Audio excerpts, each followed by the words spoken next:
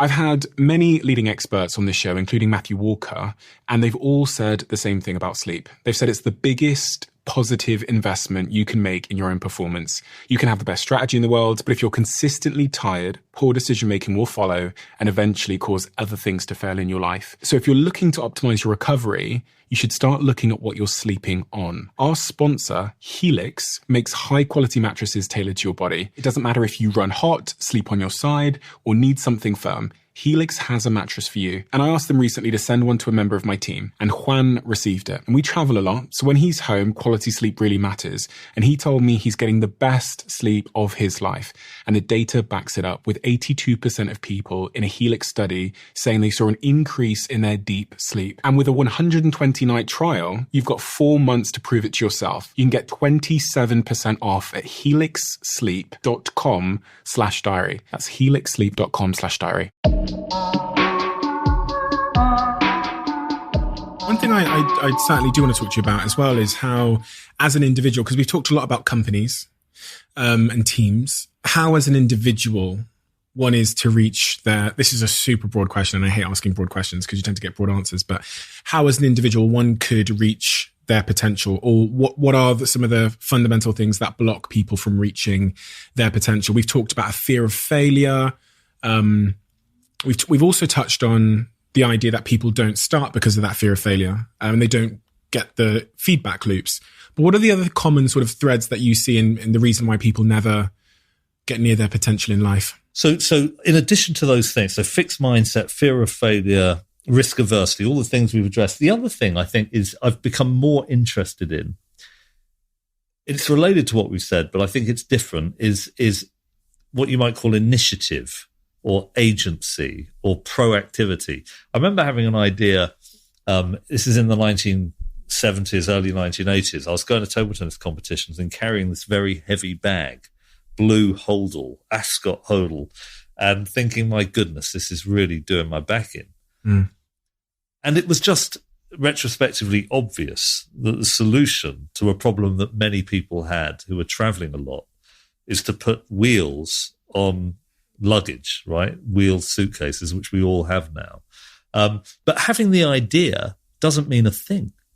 You've actually got to act on that idea, right? You've got to say, right, I'm going to try and design something. I'm going to try and sell it to a department store. I'm going to try and market it. I'm going to try and buy a shop. I'm going to have to pay rent. I'm going to have to go to the bank and get some debt. That is there is a massive difference between a dormant, passive idea and one that you act upon. Another example, I lived on Richmond, on a road in Richmond when I first moved there in my mid-20s, and it had no off-street parking. What I didn't realise is that in Richmond, parking is a nightmare because all the houses have less parking spaces than there are. Sorry, there are less parking spaces than there are houses. And so people park on the street and then they get taken up and you end up having to park 10 minutes away. A few doors down, I noticed at the top of the road, there's a house with a parking space that is always empty. And I thought to myself, I should knock on the door, or I should write them a note and say I'm willing to pay rent or to buy it from you. But I never got round to doing it. And then a few years later, I was at a house party. And this person said, I used to live on Montague Road. Oh, really? That's interesting. I lived there too. He said, yeah, I had the house at the top. I said, what, with the parking space? And he said, yeah, what I never understood is that no one ever came and asked whether they could rent it out. And I thought, that idea was in my head and I never acted on it. Why?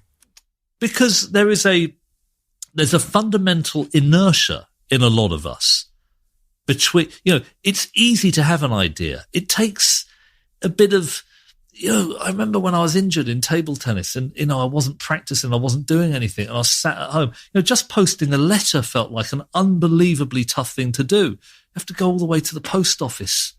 You have to buy a stamp. Oh man, it was like, I'm struggling. The psychologist I've got interested in recently is a guy called Michael Fraser. He's a German, really interesting guy. And he looked at the unification of Germany, right, after the fall of the Berlin Wall. And the West German businesses were like, this is fantastic. We're going to have this pool of really keen workers. And it just didn't work out because the East German, generalizing a little, but the East German workers had worked in a communist system where all the decisions are taken by the party bosses. And so if a machine broke down, instead of taking action to fix it, they would just wait for the boss person to come along and fix it for them. If they needed the telephone number, they would wait and they wouldn't act on it. And I think that being able to, Richard Branson, you probably know, I mean, I got to know a little, he talked about how, I mean, I think this is probably this is the way he tells it. Virgin Atlantic, he was flying to the British Virgin Islands to meet his girlfriend. He has a stopover in Miami. They're bumped off the flight. They delay it to the next day, and everyone sat there going, this is a disaster. Then he thought, well, hang on a second. I could charter a private plane, which were in the airport.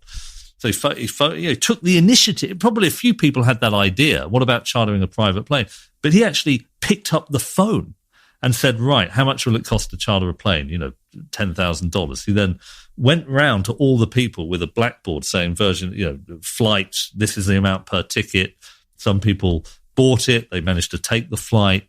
And then when he got home, he rented a Boeing and went from there. And I think that proactivity is absolutely critical.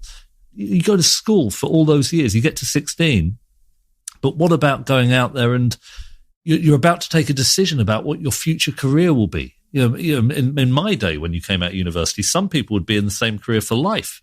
And you take that decision without going in asking people, what was it like in this job? Could I perhaps work for a day in this job? A lot of people I went to university with took jobs without any of that proactive analysis of what it would be like. Now, you as an entrepreneur have this in spades. Yeah. I want more entrepreneurship in schools. I want proactivity. Instead of learning business studies concepts, this is another experiment by Michael Fraser. Instead of people doing an MBA, he gave them a short course on converting ideas into action. He calls it the action cycle. Those entrepreneurs, compared to a control group, had 25, I can't remember the exact amount, but 5 times more successful businesses or 20% higher profits. It was published in Science magazine. So, I think that's a really, really big deal. That's a mindset. I just can't get over this idea that you saw that car parking space and you didn't knock on or send a letter. And I'm trying to understand, linked also to what you then talked about with Richard Branson at that airport with the blackboard going around and trying to sell this airline that he'd just come up with. What is the mental, cultural, mental, psychological difference between the people that sat there and thought, I'm just going to accept this situation as is, like you did with the driveway, or like the other passengers who had just been cancelled did, and the person that takes the initiative? What is it about them? And what is blocking? I guess a better question is, what is blocking those that are sat there on the airport floor thinking, fuck, my life is over, or I can't find a car parking space? What is blocking them? And is it, this is my hypothesis, there's some kind of mental equation we're all doing very, very quickly that's weighing up the effort it would take and also our perceived outcome of success, our perceived chance of success in endeavor, and coming to the conclusion that it's just not worth it or possible. I don't think that's what's happening. I would reject that hypothesis. I don't think people make a rational calculation. I think it's more habit. Once you're used to doing things, if you've been at a school where, and some people are lucky enough to go to school where you are encouraged to make things happen, to, some schools, they are actually asked to start a business, to pick up the phone, to engage with other people as they seek to do something. It becomes a habit. The idea of writing a letter and dropping it's like no big deal. That isn't a barrier for me. It becomes second nature. I can tell you from this parking space, it was just pure inertia. I hadn't learned that entrepreneurial mindset. That took me a long time to learn as well.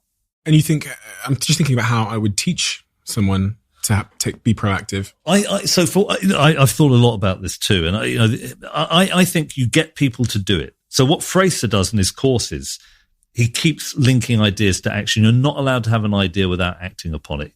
He calls it the active ingredient. So you get into a habit So one of the entrepreneurs, so he's done these experiments in Europe and in Africa. But in he tells great stories about it, but it's such a long time since I read the papers. So I think habit, doing it again and again and again, you begin to get into the routine of linking ideas to action. Honestly, I think we shouldn't underestimate how damaging it can be if we just continue to go with the flow and we're not prepared to break it from time to time. Then you're kind of just a puppet to the course of life, I guess, in some respects. Right. And I think, I think there are a lot of people with truly brilliant ideas, huge potential, who never act on their dreams. You had the dream, but think about your dream. That would remain dormant in your head had you not acted. These are distinct phenomena, the idea and the action. You can have ideas and dreams without acting on them. So I get a lot of DMs from people. You can imagine the DMs are, I've got a great idea.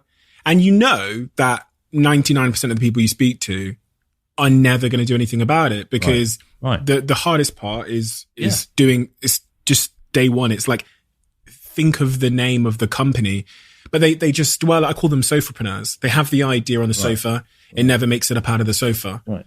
And that's like 99% of people. And I wonder what the barrier is between like starting. I sometimes hypothesize that it's because of this culture of perfectionism and this culture of needing to start at a perfect point with all the resources, all the knowledge, all the contacts, the right team, which is not the case. I mean, if you look at how Ben Francis started his business or I started mine, it's Googling on a computer, how do you build a website, and doing that for 3 months. But I always wonder, I think we would unlock so much potential if we were able to get people just to the starting blocks, and we can't. They're all on their sofas. Yeah. You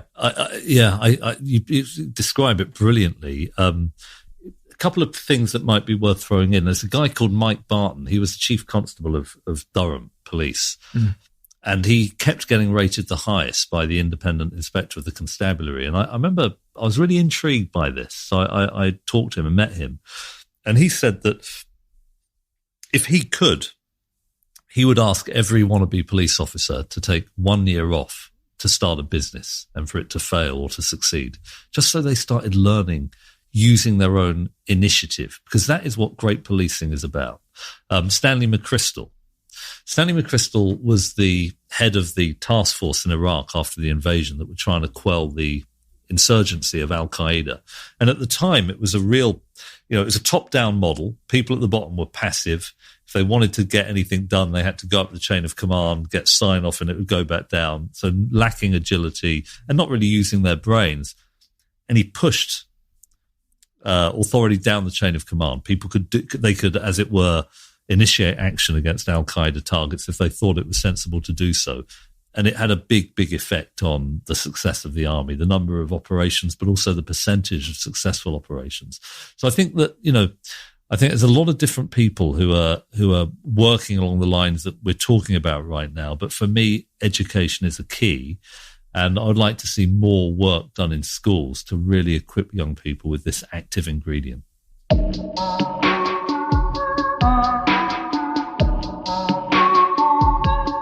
For the last couple of years, I've been working on something that I realized every podcaster listening to this, but actually probably every creator listening to this, might just need. Podcasting is difficult for many reasons. And one of them is that these hosting platforms don't give you much information. And also, because they're so fragmented, you kind of have to go through every single platform, uploading it to YouTube and then taking the same big old video file and uploading it to Spotify's platform. It takes huge amounts of time. And that friction means most of us don't do it. That is the problem we set out to solve. And so we built something called Flightcast, which you can find at flightcast.com. And today, Flightcast is also one of our show sponsors. And some of the world's biggest podcasters are now using our platform to run their shows because it gives you an edge. It saves you time. It gives you analytics most people won't typically get. It allows you to use AI to be more informed on your show. And it has growth tools that other hosting platforms don't have. So podcasters that are using Flightcast have this unfair advantage. So go to flightcast.com/DOAC now.